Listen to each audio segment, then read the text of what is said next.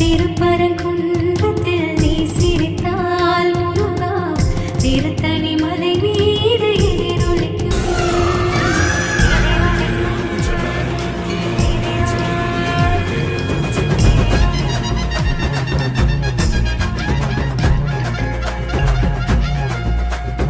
அந்த வேல் எப்பேற்பட்ட வேளா?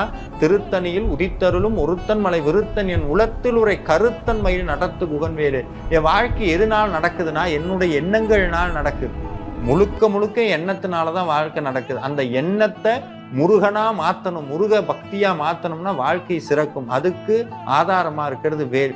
அந்த வேல் மாறல் படிச்சு அந்த விபூதியை ஒரு தீர்த்தத்துல கலந்து வீட்டுல தெளிச்சோம் அப்படின்னா வீட்டுக்குள்ள நம்ம அந்த பாசிட்டிவ் அந்த எனர்ஜியை அந்த உள்ளுக்குள்ள அந்த முருகனுடைய ஆற்றலை உணர முடியும். ஒரு காரியத்துக்கு போறோம், வேல் மாறல் படிச்சு முருகனுக்கு அபிஷேகமான விபூதியை நெத்தியில வச்சுட்டு போனோம்னா அந்த காரியம்